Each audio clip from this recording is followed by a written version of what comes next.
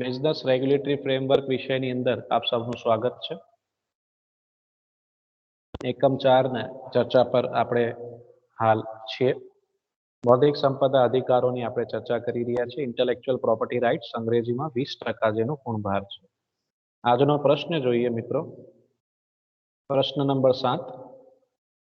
પેટન્ટનો અર્થ આપી તેના લક્ષણો સમજાવો. એટલે આજે મિત્રો આપણે પેટન્ટ વિશે ચર્ચા કરશું. આપણે પેટન્ટનો અર્થ સમજશું, એના લક્ષણો જોઈ જશું. ત્યારબાદ પેટન્ટ ભંગ માટે પેટન્ટ ધારકને મળતા ઉપાયોની પણ આપણે ચર્ચા કરશું. તો જઈએ મિત્રો, ચર્ચા પર ઉતારીએ, જવાબ પર જઈએ. પેટન્ટનો અર્થ, એનો બીજો શબ્દ પણ છે, એને બીજી લેંગ્વેજમાં આપણે કહી શકીએ છીએ સરકારી પરવાનો. પેટન્ટનું જ બીજું નામ પણ છે, એટલે એની સીધો સંબંધ સરકાર સાથે છે એમ કહી શકાય છે. પેટન્ટ સિસ્ટમ એ શોધક અને સત્તાધિકારી એટલે કે સરકાર વચ્ચેનો કરાર છે, જેના દ્વારા સંશોધકને શોધની સંપૂર્ણ વિગતો જાહેર કરવા માટે મર્યાદિત સમય, જે ભારતમાં 20 વર્ષની મુદત છે, અને આ 20 વર્ષ સુધી માટે તેને વિશિષ્ટ અધિકારો મળે છે. એટલે જે વ્યાખ્યા આપણે જોઈ હમણાં મિત્રો, ખૂબ સરળ ભાષામાં છે. જે અર્થ આપણે જોયો મિત્રો હમણાં ખૂબ સરળ ભાષામાં છે. શોધક અને સરકાર વચ્ચેનો કરાર છે પેટન્ટ. આ જે એક સિસ્ટમ છે, આ સિસ્ટમ બે પક્ષકારો વચ્ચેનું સિસ્ટમ છે, શોધક અને સરકાર વચ્ચેનો. અને શોધક તેની સંપૂર્ણ વિગતો જાહેર કરે છે, અને આ વિગતો ક્યાં સુધી માન્ય ગણાશે? મર્યાદિત સમય છે, 20 વર્ષ સુધીનો એને લાભ મળે છે. વિશિષ્ટ અધિકારો તે તેના શોધ ઉપર તેને મળે છે. હવે આપણે વિપો ના આધારે પેટર્નની વ્યાખ્યા શું છે તે જોઈએ.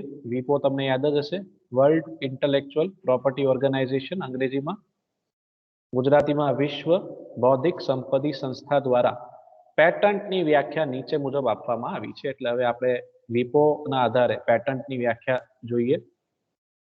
પેટન્ટ એ શોધકને તેની શોધ માટે આપવામાં આવેલ એક વિશિષ્ટ હક છે.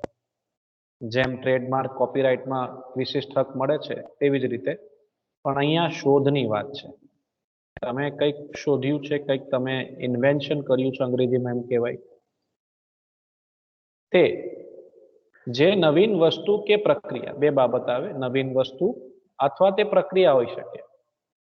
તે નવીન વસ્તુ કે પ્રક્રિયા માટે હોય છે, અને જે કંઈક નવું કરવાની નવી પ્રક્રિયા પ્રદાન કરે છે, અથવા સમસ્યાના નવા ટેકનિકલ ઉકેલની તક આપે છે. આ એક સરસ મજાની મિત્રો તક હોય છે. જે વ્યક્તિ કંઈક નવું કરવા માંગે છે, કંઈક રચવા માંગે છે, એક રીતે ઇતિહાસ જ રચાઈ જાય છે. હાલ જેમ કોરોના જબરજસ્ત રીતે વકરી રહ્યું છે, તો એની વેક્સિન જે રચાઈ ગઈ છે, આવી ગઈ છે ટૂંકમાં, તો એ પણ એક ઇતિહાસ જ કહેવાશે. જે કંપનીએ વેક્સિન રચી છે તેના માટે ઇતિહાસ છે. ઘણી બધી કંપનીઓ લાગી હતી, પણ ટ્રાયલ્સ પછી બધી કંપનીને સફળતા નથી મળી. પણ જે કંપનીએ બરાબર ધ્યાન આપ્યું હોય, જેના સાયન્ટિસ્ટ આ પ્રક્રિયા પાછળ લાગ્યા હોય કે આ એક સમસ્યા આવીને ઊભી છે વિશ્વ સામે, તો તેનો ઉકેલ શું, તો એક તક મળી છે.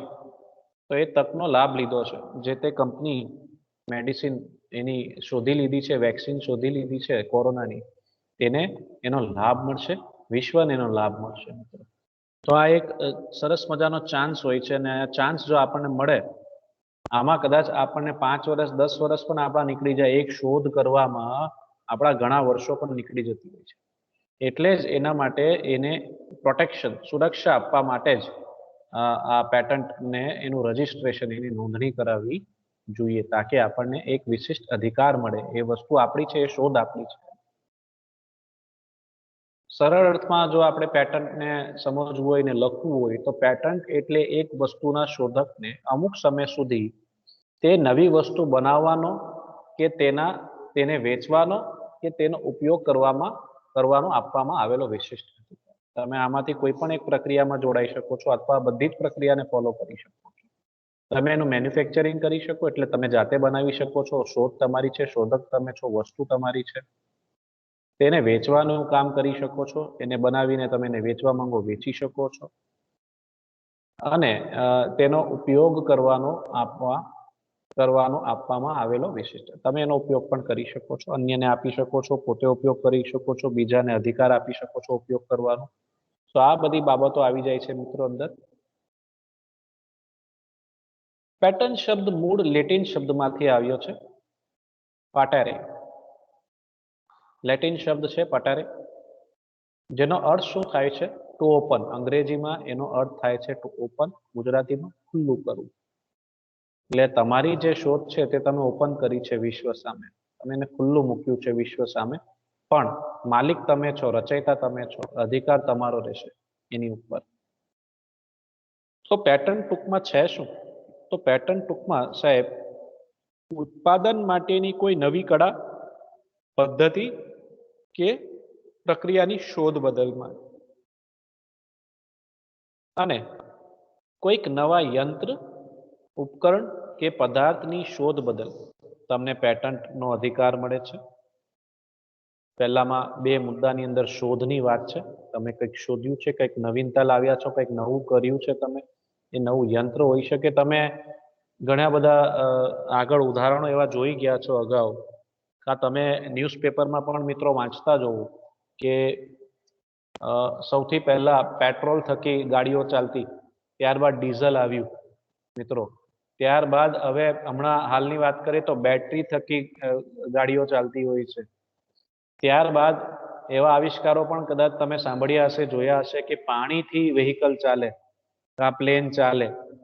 અને સીએનજી એ તો વચ્ચે આવી જ ગયું છે. સીએનજી તો આપણે જોઈએ જ છે, ઘણા કાર્સમાં યુઝ થાય છે, કારમાં ઉપયોગ થાય જ છે એનો. એટલે આ બધું શું છે સાહેબ, નવા યંત્રો બનાવવામાં આવે અને નવા યંત્રોની અંદર કંઈક નવી પ્રક્રિયાના આધારે, નવા પદાર્થના આધારે કંઈક નવી શોધ કરવામાં આવે, નવા ઉપકરણો બનાવવામાં આવે, જેનો ઉપયોગ કોણ કરશે? જનતા. એનો લાભ કોને મળશે? જનતાને. એ તમારા એક શોધથી આખા વિશ્વને લાભ મળે છે. એટલી મોટી બાબત છે. પેટન્ટનો અર્થ એટલો વિશાળ સ્વરૂપનો છે. ઉત્પાદન પ્રક્રિયા, પહેલા બે જે મેટર હતા પેટન્ટની જે આપણે વાત કરીએ તે શોધ સાથે સંકળાયેલા છે. આમાં હવે ત્રીજાની અંદર શું આવે છે? પ્રક્રિયા આવે છે. ઉત્પાદન પ્રક્રિયાથી ઉપજાવેલ કોઈ નવી અને ઉપયોગ વસ્તુ બદલ આપવામાં આવે છે. શું આપવામાં આવે છે? પેટન્ટનો અધિકાર આપવામાં આવે છે. હવે પેટન્ટના મુખ્ય લક્ષણોની ચર્ચા કરીએ. ખૂબ સરળ છે. જો અર્થ આપણે સમજ પડી ગઈ હોય તો લક્ષણો તો એમાંથી જ ઉદ્ભવતા હોય છે. તો સમજીએ. પેટર્ન શોધના સંદર્ભે હોવું આવશ્યક છે. શોધના સંદર્ભે હોવું આવશ્યક છે. તો પેટર્ન શોધના સંદર્ભે હોવું આવશ્યક છે. કોઈક નવીન શોધ માટે જ પેટર્ન આપવામાં આવે એ અનિવાર્ય બાબત છે. શોધ એટલે કંઈક નવી ડિઝાઇન કે શોધનું સર્જન. પેટર્નનો મુખ્ય સિદ્ધાંત જ એ છે કે તે કોઈક મૂળભૂત નવીન શોધ માટે આપવામાં આવે. તમે કંઈક નવું કર્યું હોય, કંઈક નવી વસ્તુ લઈને આવ્યા હોય, તો આપણે ત્યાં કહી શકીએ છીએ કે ભાઈ હા, કે ભાઈ મિસ્ટર એક્સ એ કંઈક નવું સર્જન કર્યું છે. પહેલાથી જે હોય તે તમે લઈને આવ્યા હોય, તેમાં કંઈક નાની ટૂંકી બાબત મૂકીને તમે ફેરફાર કરો તો એવું નહીં. તમારું ઓરિજિનલ વર્ક હોવું જોઈએ. તમે જે કર્યું છે એ કંઈક નવું જ હોવું જોઈએ. કોઈ કંઈક કરેલું એમાં થોડાક ફેરફારો કરીને તમે વસ્તુ પાછી મૂકી દો એવું નહીં. It should be totally new. બીજા મુદ્દા પર જઈએ. સંબંધિત શોધ માટે પેટન્ટ. તો સંબંધિત શોધ માટે પેટન્ટ એટલે કાયદા પ્રમાણે દરેક વ્યક્તિગત શોધ માટે તેની એક અલગ પેટર્ન હોવી જરૂરી છે. પેટન્ટ કોઈ સંબંધિત શોધ માટે જ આપવામાં આવે છે. તમે જે શોધ કરી છે તેના સંદર્ભમાં જ તમે તેનું પેટન્ટ કરાવી શકો છો અને તેમાં જ તમને તેના ઉપર વિશિષ્ટ અધિકાર મળી શકે છે. એટલે બીજી શોધથી આપણી શોધ જુદી હોવી જોઈએ, એની વ્યક્તિગત ઓળખ થવી જોઈએ ટૂંકમાં. પેટન્ટ કોઈ પેદાશ કે પ્રક્રિયા માટે હોઈ શકે, કોઈ પેદાશ કે પ્રક્રિયા, એની જ વાત આપણે ચર્ચા કરી હતી ઉદાહરણમાં. પહેલા બે મુદ્દા જે હતા તે શોધના સંદર્ભમાં હતા, હવે પ્રક્રિયા આવે છે. તે કંઈક નવી પેદાશ કે પ્રક્રિયા માટે હોઈ શકે છે. પેટન્ટ કોઈ પેદાશ કે પ્રક્રિયા માટે આપી શકાય છે, પરંતુ શરત એ જ છે કે તે એક શોધ હોવી જોઈએ. તમે જે પ્રક્રિયા ફોલો કરી છે તે નવી હોવી જોઈએ, પાછી એ પ્રક્રિયા જ તમારી હોવી જોઈએ. એ પેટન્ટ તમારી ટોટલી ન્યૂ, કોઈની કોપી કરેલી હોવી જોઈએ નહીં, કશેથી ઉઠાંતરી કરેલી હોવી જોઈએ નહીં. નેક્સ્ટ, પેટન્ટ શોધકને તેની શોધ માટે વિશિષ્ટ અધિકાર આપે છે. ઓબ્વિયસલી વિશિષ્ટ અધિકાર જ છે, જેમ ટ્રેડમાર્ક કોપીરાઇટમાં વિશિષ્ટ અધિકાર મળે છે મિત્રો, તેવી જ રીતે પેટન્ટમાં પણ તેના શોધકને વિશિષ્ટ અધિકાર મળે છે અને તેનો સમયગાળો છે 20 વર્ષ. પેટન્ટ તેના શોધકને પોતાની શોધ માટે અમુક મર્યાદિત મુદ્દત સુધી વિશિષ્ટ હક આપે છે. ભારતમાં સામાન્ય રીતે પેટન્ટ ધારકને 20 વર્ષની મુક્તિ સુધી પેટન્ટ અંગેનો બૌદ્ધિક સંપદા હક આપવામાં આવે છે. ખોરાક કે દવાના ઉત્પાદનો માટે તેની મુદ્દત 7 વર્ષની નિર્ધારિત કરવામાં આવી છે.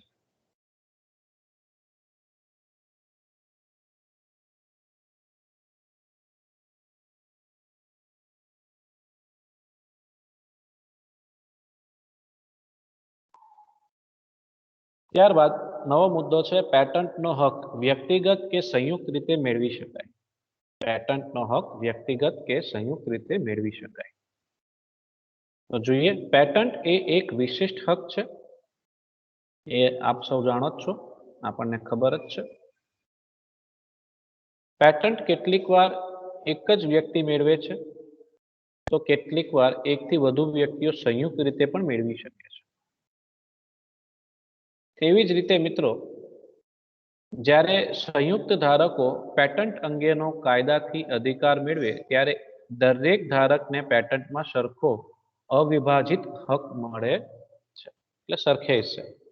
એટલે પેટન્ટ એવું નથી કે ભાઈ એક જ વ્યક્તિને આ અધિકાર મળે છે, એકથી વધુ વ્યક્તિઓ સાથે મળીને કોઈક એવી રચના કરી હોય, કંઈક શોધ કરી હોય, તો એકથી વધુ વ્યક્તિઓને સંયુક્ત રીતે પણ એનો લાભ મળે છે. જ્યારે સંયુક્ત ધારકો પેટન્ટ અંગેનો કાયદાથી અધિકાર મેળવે ત્યારે દરેક ધારકને પેટન્ટમાં શું થાય છે સાહેબ, એક સરખો હિસ્સો અથવા એક સરખો હક મળે છે.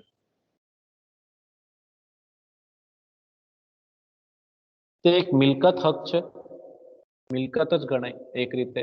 બૌદ્ધિક સંપદા મિલકત એક રીતે આપણે એને ગણી શકીએ છીએ. અધિકાર એ આપણી મિલકત જ છે. પેટન્ટ અધિકાર એક પ્રકારનો મિલકત હક છે. પ્રોપર્ટી રાઇટ કહીએ છીએ આપણે એને, ઇન્ટેલેક્ચુઅલ પ્રોપર્ટી રાઇટ્સ એટલે મિલકત હક છે. પેટન્ટ અધિનિયમ 1970 તેનું સમર્થન કરે છે. પેટન્ટ હક કોઈને વારસામાં આપી શકાય છે કે તેનો શેરો કરીને હસ્તાંતર કરી શકાય છે, કે બક્ષિસમાં આપી શકાય છે, કે વેચી શકાય છે, કે લાયસન્સ હેઠળ અન્ય વ્યક્તિને હક આપી શકાય છે. આટલી બધી બાબતો છે. પેટન્ટ અધિનિયમ 1970 આ એનું સમર્થન કરે છે, એટલે આપણે પેટન્ટ હકને કોઈને વારસામાં આપવું હોય તો આપી શકીએ છીએ, એને ટ્રાન્સફર કરવું હોય, બીજી વ્યક્તિને આપવું હોય, શેરો કરીને તેનું ટ્રાન્સફર એટલે કે હસ્તાંતર કરી શકીએ છીએ. આપણો હક આપણે બીજાને આપી શકીએ છીએ. બક્ષિસમાં આપવું હોય તો બક્ષિસમાં આપી શકીએ છીએ, અને વેચવું હોય વેચી શકાય છે. લાયસન્સ તરીકે આપવું હોય તો લાયસન્સ તરીકે પણ આપી શકાય છે. આટલા બધા એનો ઉપયોગ છે. સંપૂર્ણ પેટન્ટ મેળવવા માટે સ્પષ્ટ દાવા હક અનિવાર્ય. સંપૂર્ણ પેટન્ટ મેળવવા માટે સ્પષ્ટ દાવા હક અનિવાર્ય. સંપૂર્ણ પેટન્ટ હક મેળવવા માટે પેટન્ટ અધિનિયમ હેઠળ સ્પષ્ટ દાવા હક કરવો જરૂરી છે. વિશિષ્ટ પદાર્થ કે પ્રક્રિયા માટે પેટન્ટ મેળવવા જરૂરી સ્પષ્ટતાનો અને દાવાઓ જરૂરી છે.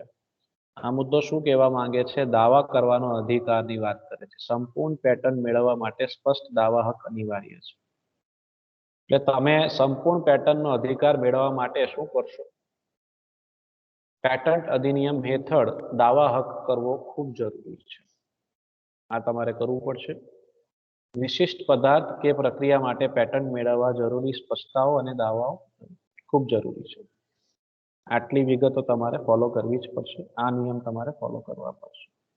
શરતોને આધીન પેટન્ટની મંજૂરી. શરતોને આધીન પેટન્ટની મંજૂરી. કાયદા હેઠળ પેટન્ટની મંજૂરી કેટલીક શરતોને આધીન કરવામાં આવી છે તે અંગેની સંપૂર્ણ સત્તા કોને હશે? સરકારશ્રીને આપવામાં આવેલ છે. તમને પેટન્ટ અંગેનું હક મળી જશે, પણ અમુક શરતો હશે સરકારની, તે શરતોનું તમારે ખાસ પાલન કરવાનું રહેશે. એના આધીન તમને આ હક મળે છે. શરતોનું ભંગ થવું જોઈએ નહીં. આપણે આપણી મર્યાદામાં રહીને પર્સનલ પ્રોફિટ નથી જોવાનું. એક રીતે ઇજારા જેવું લાગે. પેટન્ટનો હક તમને મળે તો તમને ઇજારા જેવું લાગે, મોનોપોલી જેવું લાગે. તો આપણે પછી જનતાને લૂંટવાનો નથી એ ઇજારાનો ઉપયોગ કરીને. આપણે જનતાને ફાયદા આપવાનો છે અને વ્યાજબી દરે ફાયદો આપવાનો છે. ફક્ત પોતાનો ફાયદો જોવો જોઈએ નહીં. તો લક્ષણો પૂરા થયા. ત્યારબાદ પેટન્ટ શોધની કામગીરી માટે સામાન્ય સિદ્ધાંતો લાગુ પડે છે. તો થોડાક સામાન્ય સિદ્ધાંતો છે તે જોઈ જઈએ. પેટન્ટ એ તેના શોધકને વિશિષ્ટ અધિકાર આપે છે, પરંતુ તેની કામગીરી માટે કેટલાક સિદ્ધાંતો લાગુ પડે છે. તે જોઈએ સિદ્ધાંતો કયા છે, શું છે. પેટન્ટ શોધકની શોધને રક્ષણ પૂરું પાડવા માટે આપવામાં આવે છે. મેં તમને પહેલા જ કીધેલું, પ્રોટેક્શન પૂરું પાડે છે. કોઈક વ્યક્તિએ 1 વર્ષ 2 વર્ષ 5 વર્ષ મહેનત કરી હોય ને કંઈક નવીન વસ્તુ એને શોધ કરી હોય, એની રચના કરી હોય, આ પ્રક્રિયાની એની પ્રક્રિયા નવીસરની પ્રક્રિયા એને બનાવી હોય, કંઈક એની પદ્ધતિ હોય, એની રચના જેને કરી છે, કાંઈ શોધ હોય કાંઈ પ્રક્રિયા હોય, તો એનું રક્ષણ એને મળવું જોઈએ. શોધકને તેની શોધ માટે પ્રોત્સાહિત કરવા માટે તેમજ તેનો વેપારી ધોરણ સુરક્ષિત ઉપયોગ થાય તેના માટે પેટન્ટ આપવી જરૂરી છે. ખૂબ જરૂરી છે. નહીં તો આપણે જે તૈયારી કરી છે તે બીજા વ્યક્તિ આપણી તૈયારી એટલે કે આપણી શોધનો લાભ બીજા વેપારીઓ, બીજી વ્યક્તિઓ લઈ જશે. એટલે આપણે એને જો પેટન્ટ કરાવી લઈએ તો આપણે સુરક્ષિત રહેશું. એ વસ્તુ આપણી રહેશે, એ શોધ આપણી રહેશે, પ્રક્રિયા આપણી રહેશે. પેટન્ટ ક્યારે પણ પેટન્ટ ધારકને ઇજારો આપવા માટે આપવામાં આવતી નથી. સરકારશ્રી જે આદેશ કરે તે આદેશનું આપણે પાલન કરવાનું છે અને શરતોને આધીન શરતોની અંદર આવી જ જાય છે. તમે પેટન્ટ ધારક તરીકે ઇજારાનો ઉપયોગ કરવાનો નથી. એટલે પોતાનો લાભ, ખાલી પોતાનો લાભ જોવાનો નથી. વિશ્વનું, સમાજનું લાભ થાય, સમાજને લાભ થાય એ પણ આપણી પ્રાયોરિટી હોવી જોઈએ. તે અગ્રિમતા આપણે રાખવી જોઈએ, જાળવવી જોઈએ. ફક્ત પોતાનો ફાયદો જોવો જોઈએ. પેટન્ટ મર્યાદિત સમય સુધી તેના શોધકને આપવામાં આવે છે. આપણે જેમ નક્કી કર્યું તેમ હમણાં જ કે મેક્સિમમ 20 વર્ષ સુધીનો તમે આમાં લાભ લઈ શકો છો. પણ જો ખોરાક કે દવાના ઉત્પાદનની મિત્રો વાત કરીએ તો તેમાં 7 વર્ષની જ મુદત છે. આ સિવાયની મુદત કોઈ બીજી વસ્તુ હોય તો એ માટે 20 વર્ષની મુદત છે. પણ ખોરાક કે દવાના ઉત્પાદનમાં કંઈક તમે નવું લઈ આવ્યા હોય, કંઈક નવીનતા લઈ આવ્યા હોય તો મિત્રો તેમાં 7 વર્ષની મુદત આપવામાં આવે છે. પેટન્ટ અધિકારોની સુરક્ષા તકનીકી સંશોધન અને તેના પ્રમોશનના પ્રદાનમાં ફાળો આપે છે. આ સૌથી ઇમ્પોર્ટન્ટ મેટર છે. અધિકારોની સુરક્ષા તકનીકી સંશોધન અને તેના પ્રમોશનના પ્રદાનમાં ફાળો આપે છે. અને અંતે પેટન્ટ શોધકને પેટન્ટનો વિશિષ્ટ અધિકાર આપવામાં આવે છે કે તે વ્યાજબી કિંમતે લોકોને પોતાની શોધ ઉપલબ્ધ કરાવે. મેં તમને કીધું તેમ ઇજારા જેવું કરવાનું નથી. મોનોપોલી માનીને પોતાના ખિસ્સામાં પૈસા ભરવાના નથી. મની મેન નથી બની જવાનું. પણ આપણે જનતાને લાભ આપવાનો છે, સમાજને લાભ આપવાનો છે વ્યાજબી કિંમતે. તમે તમારી જે હુનર છે તમે કંઈક નવી શોધ કરી છે, તમારામાં હુનર છે, એ હુનરનો લાભ વિશ્વને મળવો જોઈએ.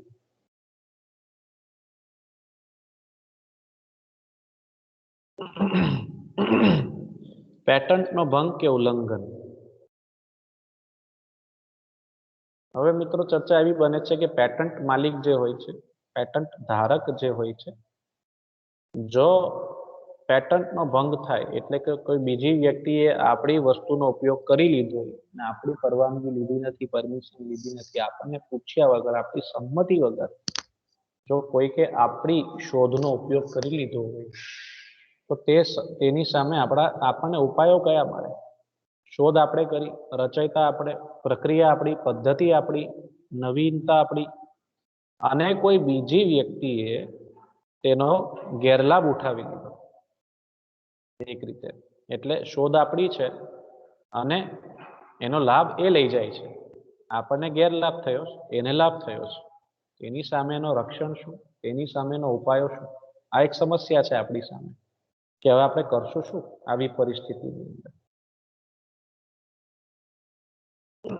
પેટન્ટના ભંગની વ્યાખ્યા પેટન્ટ અધિનિયમ 1970 આપવામાં આવી નથી. પેટન્ટ ભંગની વ્યાખ્યા જ આપવામાં આવી નથી. પેટન્ટની જે ધારા છે અધિનિયમ, એની અંદર પેટન્ટ ભંગની કોઈ ચર્ચા જ નથી. પેટન્ટ ધારકને પેટન્ટ થયેલ શોધ માટે વિશિષ્ટ અધિકાર મળે છે, એ આપ સૌ જાણો જ છો. જો કોઈ અન્ય વ્યક્તિ તેની શોધ કે અધિકારનો તેની સંમતિ વિના ઉપયોગ કરે તો તે પેટન્ટ હોલ્ડર માટે પેટન્ટનો ભંગ ગણાશે. હમણાં જે મેં આપણે સાથે ચર્ચા કરી કે જે રચયિતા છે, જે પેટન્ટ હોલ્ડર છે, એની જે શોધ છે તે શોધનો ઉપયોગ બીજી વ્યક્તિએ કર્યો હોય અને એ પણ પેટન્ટ હોલ્ડરના સંમતિ વિના, તો અહીં પેટન્ટનો ભંગ થયો છે એમ ગણાશે. પેટન્ટ ભંગ શું છે એ સમજીએ આપણે. એટલે કોઈ અન્ય વ્યક્તિએ શું કર્યું છે? આપણી શોધનો ઉપયોગ કર્યો છે અને આપણી સંમતિ વિના કર્યો છે, તો એક રીતે પેટન્ટનો ભંગ ગણાશે. કોર્ટ દ્વારા પેટન્ટનો ભંગ પેદાશ કે પ્રક્રિયા બંને માટે ગણવામાં આવે છે. એટલે ભંગ કઈ બાબતમાં હોઈ શકે, કયા સંદર્ભમાં હોઈ શકે? તો સાહેબ પેદાશ કે પ્રક્રિયા બંને માટે ગણવામાં આવ્યો છે. આ બેમાંથી કોઈ પણ એક બાબત હોઈ શકે છે. તમે કંઈક શોધ કરી છે અને તે પેદાશના સંદર્ભમાં હોઈ શકે અથવા તો પ્રક્રિયાની કંઈક નવી શોધ કરી છે તમે, તો નીચેની રીતે પેટર્નનો ભંગ થઈ શકે છે. તો કયા ભંગ હોઈ શકે છે, કયા સ્વરૂપના ભંગ હોઈ શકે છે, તે જરાક આપણે જોઈ જઈએ વન બાય વન. સૂક્ષ્મ ફેરફારો સાથે સંપૂર્ણ પેટર્ન શોધની નકલ થઈ છે. થોડા ફેરફારો કરીને એની હુબહુ કોપી બનાવવામાં આવે, પણ બહુ ઝીણા ફેરફારો કરીને હુબહુ નકલ કરવામાં આવતી હોય છે. પેટર્ન શોધની પ્રક્રિયાના આવશ્યક ઘટકના ઉપયોગ દ્વારા પેટર્ન શોધને મળતા આવે તે રીતે એક વિકલ્પ શોધ વિકસાવી કે તેનું વેચાણ કરવું, મળતું જોડતું એક બીજું ઓપ્શન ઊભું કરીને દેવામાં આવે છે કે આ નહીં, આની જગ્યાએ આ લઈ જાઓ, આ વસ્તુ વાપરો, આ સારી આવશે, ઓપ્શન આપવામાં આવે, એનું વેચાણ કરવામાં આવે. પેટર્ન શોધની કોઈ એક લાક્ષણિકતાઓ અપનાવવી, આમાંથી કોઈ પણ એક બાબત હોઈ શકે છે. જો આવા સ્વરૂપનું હોય, આવી સિચ્યુએશન ઊભી થાય, આવા સંજોગો ઊભા થાય, આવું કોઈક વ્યક્તિ અન્ય વ્યક્તિએ કર્યું હોય તો તે પેટન્ટનો ભંગ ગણાશે. હવે પેટન્ટનો ભંગ થયો છે તો ઉપાયો કયા? આ પરિસ્થિતિની અંદર જે રચયિતા છે, જેને મહેનત કરી છે, તેનું શું, એ શું કરી શકશે? એ કયા ઉપાય એની સામે ઉપસ્થિત છે?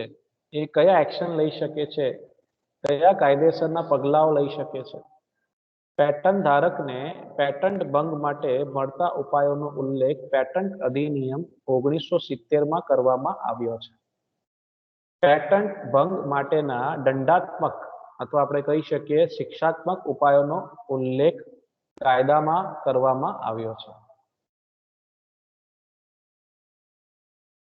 તો પ્રથમ સમજીએ ઉપાયો જોઈએ હવે કયા ઉપાયો છે એના ઉલ્લંઘનના પેટન્ટ ભંગના કોઈ અન્ય વ્યક્તિએ આપણી શોધનો આપણી સંમતિ વિના ઉપયોગ કર્યો છે તો આપણી પાસે કયા અધિકારો છે કયા ઉપાયો છે આપણે શું કરી શકીએ તે સમજવાનો પ્રયત્ન કરીએ છીએ હવે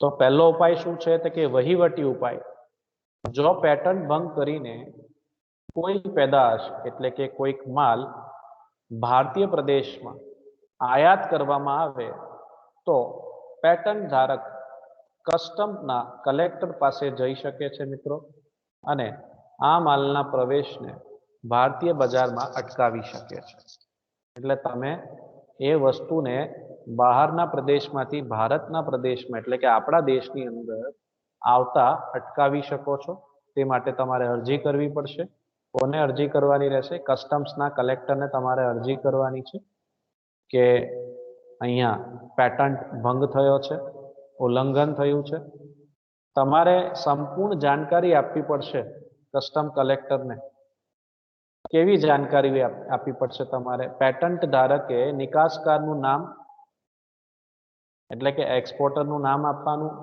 માલ સામાન કયા સ્વરૂપનું આવી રહ્યું છે તે પ્રવેશનું બંદર કઈ તરફ આવી રહ્યું છે કયા બંદર પર આવી રહ્યો છે માલ વાહનનું નામ વગેરે માહિતીઓ તમારે આપવાની રહેશે એટલે એ માલને આપણા દેશની અંદર પ્રવેશ થતા જ તમે એને ત્યાં રોકી શકો છો ટોકી શકો છો એની અટકાયત કરી શકાય છે આ પહેલો ઉપાય છે માલને આપણા દેશમાં આવવા જ ન દેવો જેવી રીતના જ આપણને ખબર પડે એવી રીતના જ આપણે તે એક્શન લઈ શકીએ છીએ પણ આપણે અરજી કરવી પડે કંઈક પ્રૂફ આપવા પડે કંઈક માહિતી આપવી પડે કે તમને કેમ ખબર આવું થયું છે તમારી પાસે કંઈક પુરાવા હોવા જોઈએ બીજો મુદ્દો છે દીવાની ઉપાય સિવિલ રેમેડી કહેવાય અંગ્રેજીમાં તો દીવાની ઉપાય જોઈએ આપણે પેટન્ટ ધારકે નુકસાનીનો દાવો કરવા માટે કોર્ટમાં નિયત ફી સાથે તે અંગે દાવા અરજી કરવી પડશે એટલે તમે હવે નુકસાનીની વાત કરશો નુકસાનીના દાવા માટેની વાત કરશો તેના માટે તમારે કોર્ટમાં નિયત ફી સાથે અરજી કરવી પડશે ભારતમાં કોર્ટ બે પ્રકારના હુકુમ કરે છે ભારતમાં કોર્ટ બે પ્રકારના હુકુમો કરે છે પહેલું વચગાળાનો કે અસ્થાયી હુકુમ આપણે ગણીએ જે કાયમી નથી હોતું બીજું કાયમી હુકુમ કે સ્થાયી હુકુમ જે ખાસા સમય માટે હોઈ શકે છે આજીવન પણ હોઈ શકે છે એ કોર્ટ નક્કી કરતું હોય છે તો વચગાળાનો કે અસ્થાયી હુકુમ એટલે શું તે જરાક આપણે સમજવાનો પ્રયત્ન કરીએ પેટન્ટ કેસની સંપૂર્ણ સુનવાણી પહેલા કેસની મુદ્દત દરમિયાન વચગાળાનો હુકુમ અદાલત દ્વારા આપવામાં આવે છે એટલે કે દાવાના નિકાલ સુધી દોષિત પક્ષને અસ્થાયી ધોરણે તે અંગે ચોક્કસ કાર્ય કરવાનો અસ્થાયી હુકુમ અદાલત દ્વારા કરવામાં આવે છે એટલે જ્યાં સુધી કેસ ચાલે છે ત્યાં સુધી તમારી વસ્તુ જે છે તમારી જે શોધ છે તેના પર આપણે મનાઈ હુકુમ લાદી શકીએ છે કોર્ટ થકી ત્યાં સુધી તે વસ્તુનો ઉપયોગ થવો જોઈએ નહીં એવો આપણે હુકુમ કોર્ટમાંથી લઈ આવી શકીએ છે એને મનાઈ હુકુમ કહેવાય વચગાળાનો મનાઈ હુકુમ દાવાની કાર્યવાહીના મુદ્દત દરમિયાન વચગાળાનો હુકુમ કોર્ટ દ્વારા આપવામાં આવે છે વચગાળાનો મનાઈ હુકુમ મેળવવા માટે વાદીએ એટલે જે વ્યક્તિ એ કોર્ટમાં કેસ કર્યો છે એટલે પેટન્ટ ધારક અહીંયા વાદી કોણ છે જેને અપીલ કરી છે કોર્ટમાં ને અપીલ કોણ કરશે કોને નુકસાન થાય છે પેટન્ટ ધારક તે તો વાદીએ પોતાને પ્રથમદર્શીય અધિકાર છે એમ સાબિત કરવું જોઈએ અને પ્રથમદર્શીય પુરાવાથી એમ સાબિત કરવું જોઈએ કે પ્રતિવાદી એટલે કે દોષિત વ્યક્તિ સામો પક્ષકાર પ્રતિવાદીને પેટન્ટનો ભંગ કર્યો છે એવું સાબિત કરવું પડશે કોણ સાબિત કરશે પેટન્ટ ધારક આ થઈ વાત છે ની વચગાળાના હુકુમની જ્યાં સુધી કેસ ચાલતો હોય ત્યાં સુધી આપણને રાહત મળી શકે છે આપણે મનાઈ હુકુમ લાવી શકીએ છીએ બીજું જે બાબત છે દીવાની ઉપાયની અંદર તે છે કાયમી હુકુમ. આપણે કાયમી હુકુમ માટે પણ દાવો કરી શકીએ છીએ, પણ વાત આવે છે શેની? સાબિતી.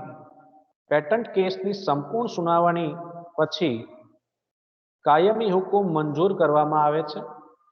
આખી આપણી પ્રોસેસ પૂરી થઈ જાય, કેસ આખો કમ્પ્લીટ થાય, અદાલતમાં ચાલતો હોય ને એ જ્યારે આખો કેસ ક્લોઝ થાય આપણો, એટલે કે દોષિત પક્ષને હંમેશા ચોક્કસ કાર્ય કરવાની અટકાવવા માટેનો હુકુમ કરવામાં આવે છે. આજીવન માટે એ વસ્તુનો ઉપયોગ કરી શકશે નહીં. તેના માટેની આપણી એક રીતે ઝુંબેશ હોય છે. આપણે અપીલ કરીએ છીએ કોર્ટની અંદર કે આ શોધ મારી છે, આ શોધનો ઉપયોગ બીજી કોઈ વ્યક્તિ કરી શકે નહીં.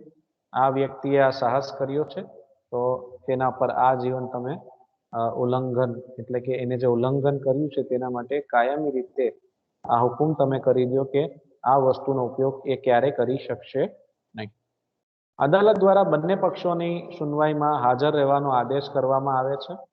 સંપૂર્ણ હિયરિંગના અંતે જ અંતિમ ચુકાદો જજ દ્વારા કોર્ટની અંદર આપવામાં આવે છે. મનાઈ હુકુમ સ્થાયી હોય કે અસ્થાયી તે એક સામાન્ય ઉપાય છે, પરંતુ અદાલતની દ્રષ્ટિએ તે એક વિવેક બુદ્ધિપૂર્વકનો નિર્ણય હોય છે. તે કોર્ટ કાર્યવાહી દરમિયાન ઉલ્લંઘન અટકાવે છે અથવા કોર્ટ કાર્યવાહીને અંતે સંપૂર્ણ સુનવાની બાદ કાયમી ઉલ્લંઘન અટકાવી શકાય છે. તો આવી રીતના સ્થાયી કે અસ્થાયી હુકુમનો આદેશ કોર્ટ નક્કી કરે છે. મિત્રો, ત્રીજો ઉપાય જોઈએ. નુકસાનીની ભરપાઈની વાત આવે છે.